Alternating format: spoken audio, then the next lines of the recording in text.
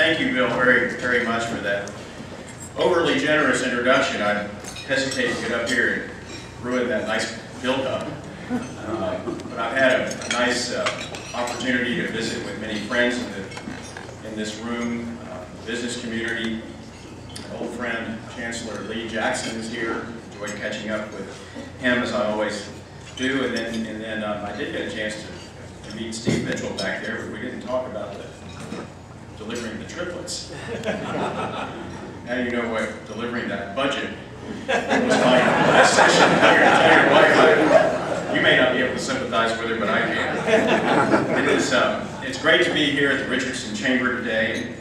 When I'm not visiting with House members in their districts or in Austin, I'm a small businessman in San Antonio, and so I share your concerns about making sure that our communities and our state remain the great places that they are to live and to work and to raise our families.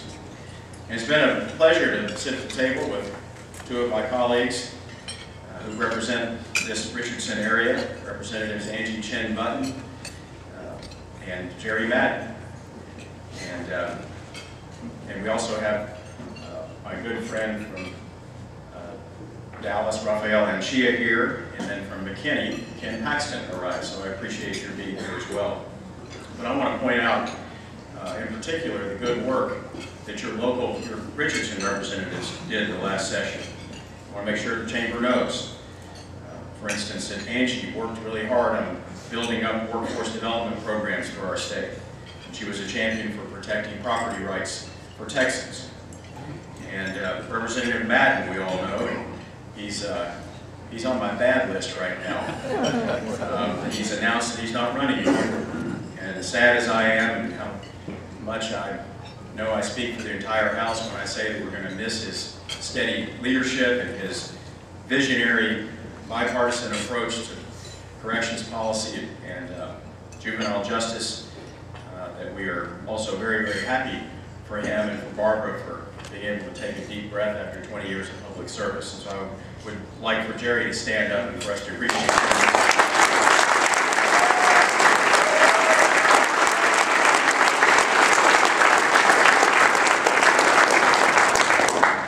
Ladies and gentlemen, your Richardson representatives did an effective job in Austin in the last session, and I am honored to serve with them as I am with Raphael and Ken. In the Texas Legislature, helping to bring good jobs and excellent employers to our state is important work. And I want to thank the Richardson Chamber for all that you do and are doing to keep this community vibrant and business friendly. With more than 5,000 businesses, Richardson is becoming the high-tech center for the Metroplex. So I congratulate you on doing all of the right things to make this such a great place to live and to do business. And I come from a long line of San Antonio business owners. My family in the past have been ranchers and bankers and manufacturers. We owned a saddlery in 1870, and we've been distributors over the years, selling everything from appliances and auto parts to tires and even guns and ammunition. I hesitate to mention this here in this part of the world, which is Dallas Mavericks country, but my grandfather was one of the original investors that brought the San Antonio Spurs to my hometown. So I guess I have to tell you to enjoy that trophy while you have it. And also to join in the lament that we might not have any NBA action for a while, so we'll have to fight about other things. And in Austin right now we have, in Austin we have what are sometimes referred to as the big three: the governor, the lieutenant governor, and the speaker. I like to think that we're affectionately referred to that way. You can judge members on that a little later, but we have license plates. The governor's license plate is SO1. The lieutenant governor's license plate is SO2. The speaker's is SO3. Although, Raphael, there were some tense moments in the last session where I think some of the members thought my license plate should have read SO and something that rhymes with 3. But I enjoy my job as speaker, especially when I get to travel the state and to visit colleagues in their districts. Governor Perry out traveling the country and hopefully studying up for those debates. And a Lieutenant Governor with his eye on a U.S. Senate seat. I do feel an added responsibility to prepare our state for the future during this interim and in preparation for the next session of the legislature. There's no doubt that this last session was a really tough one, and we had to make some very difficult choices. And even though we faced a $27 billion budget shortfall, we did pass a balanced budget without raising taxes.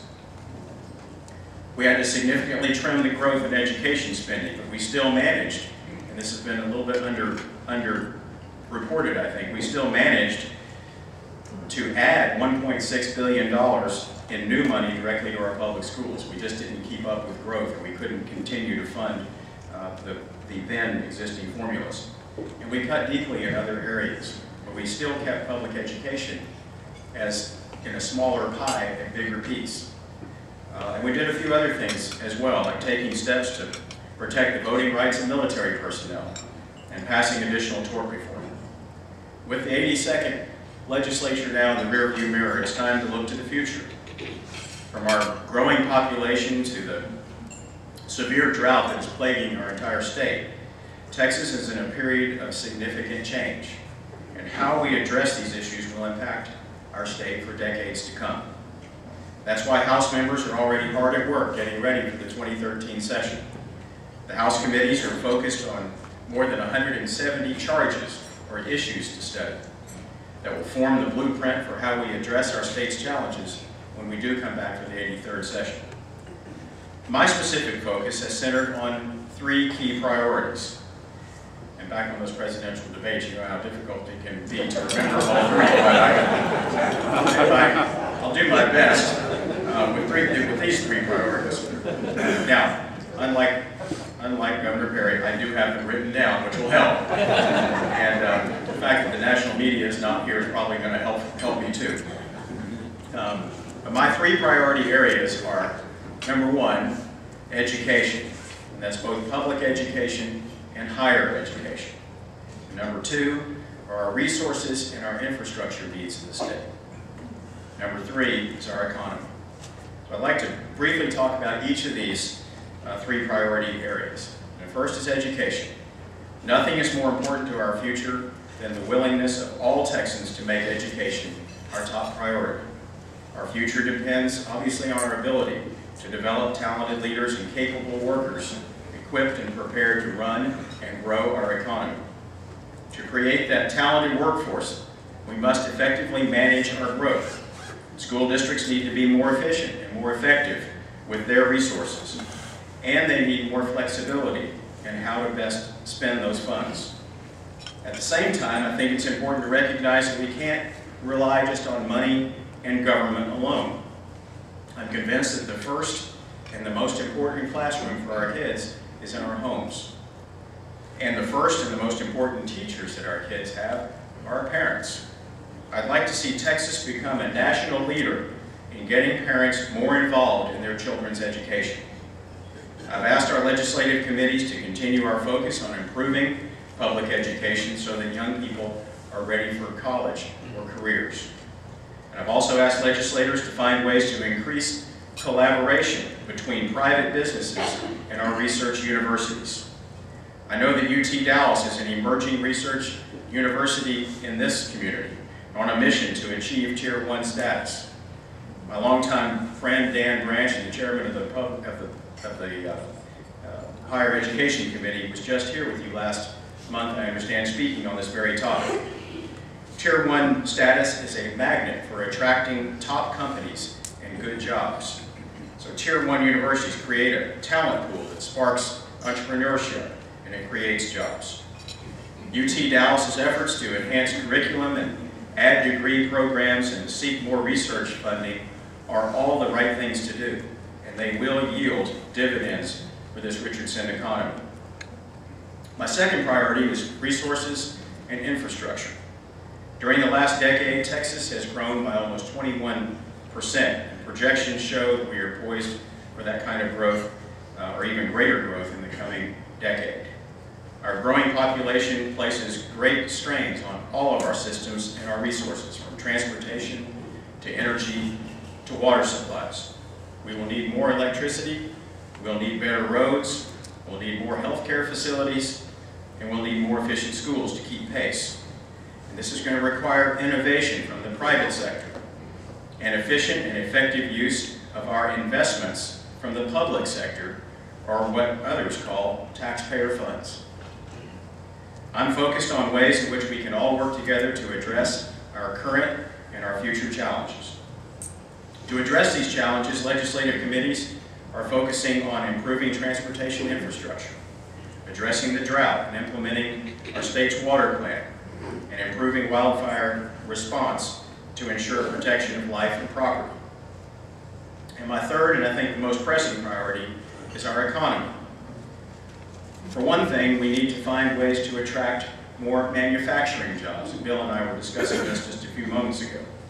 That's why I've asked every committee in the Texas House, not just some of the obvious ones, but every one of the 30-plus committees in the Texas House, to find ways to improve the state's manufacturing capability. Texas manufacturers employ more than 800,000 Texans who earn an average of 34% more than the rest of the Texas workforce.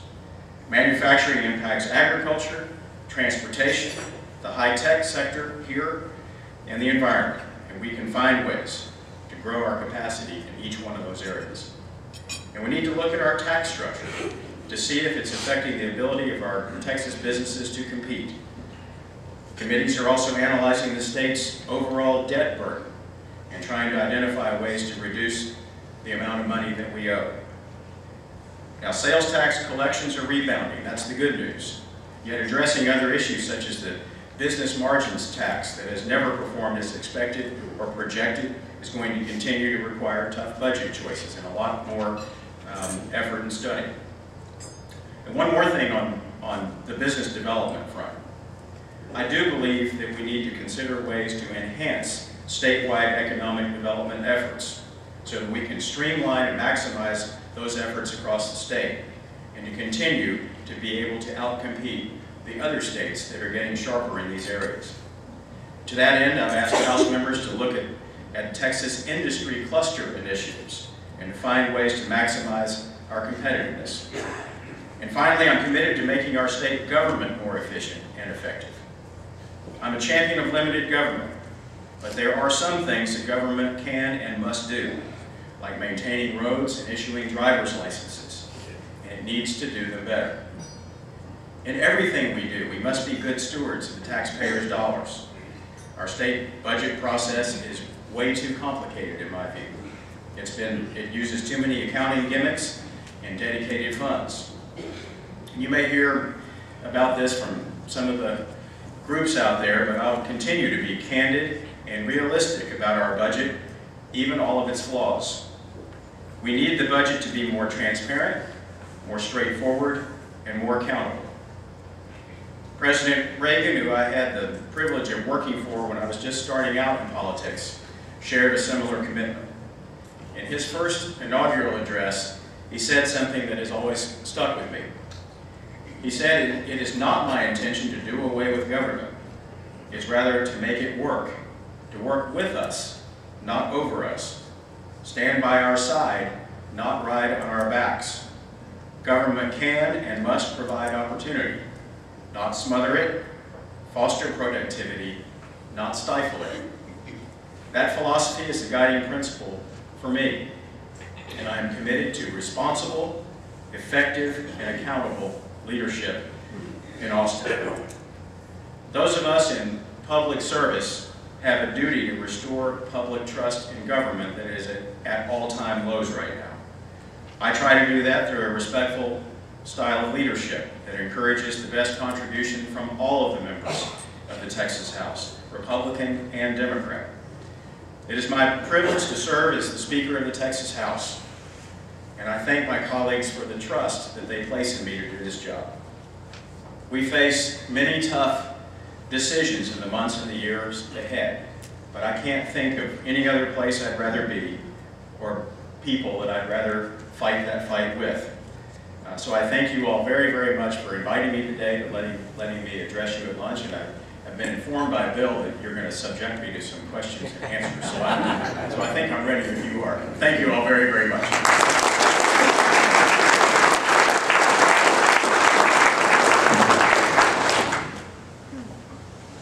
Who's first?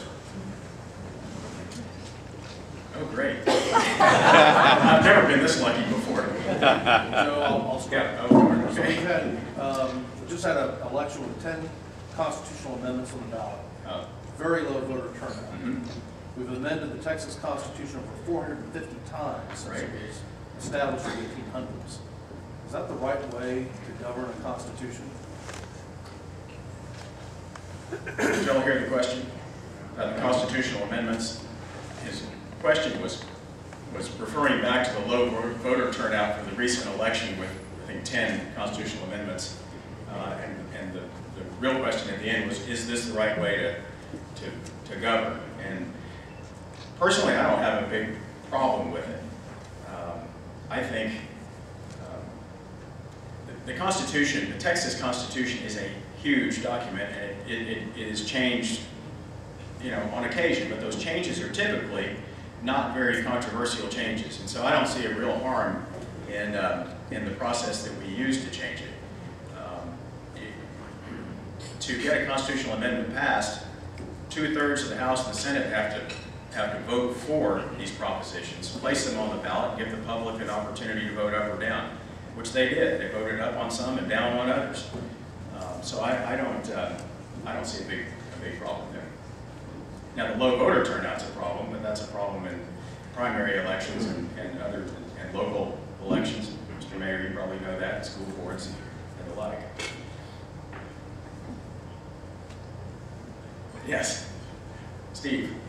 Mr. Speaker, as you pointed out, our state continues to grow, and I guess my family is evidence of that. We actually have a lot of people moving into the state of Texas for all the reasons that you have mentioned. I'm involved with a lot of transportation causes, and one of the things, as you know, is just the lack of funding and the fact that it is not keeping up with the growth of our state. So could you speak to just some ideas that you have on ways that we can see more funding coming to transportation to address some of these issues? Right. Well, there have been a lot of proposals out there in the past. No appetite in the legislature to pass it. There's been a lot of talk about the gas tax, and that cars are much more efficient than they were when the 5-cent gas tax was passed many years ago. But there doesn't seem to be, or hasn't been, an appetite to adjust that. There have been some proposals to implement a local option gasoline tax, which personally I didn't think was very good policy, but I didn't stop the debate on it in the House the session before last, when it had a lot of local community activity. But the members of the House were polled, and there was very little appetite to pass that. There's talk about increasing registration fees. I saw where the chairman of the Senate Transportation Committee was talking about that recently. That may be an area that gets a stronger look this time. And I'm sure there's some other ideas, and that is definitely an area that the Transportation Committee in the House has been charged with working on this area. Yes, ma'am. My question is about public education, and I know that when we looked at the interim charges, school finance is not listed as the interim charge, and at the same time we have school finance litigation cases on the board. Do you think the legislature is waiting on the outcome of the court cases? I'd love to hear your thoughts. Yeah, well, school finance wasn't a priority that I forgot. It was. It's actually going to be handled in a separate legislatively created committee that the Lieutenant Governor and I have to appoint members to.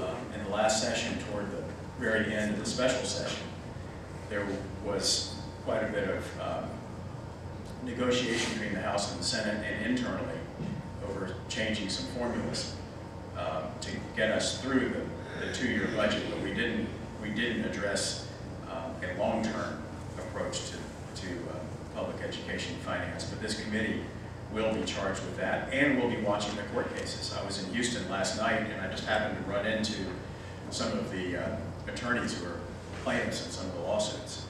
And so according to them, we should have some, at least lower court, under Supreme Court level clarification for us when we come back in. So we're definitely going to be focused on school finance.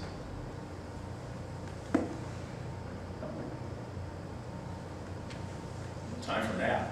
or for me, a tour of TI, which I'm looking forward to. Thank you all very much for having me.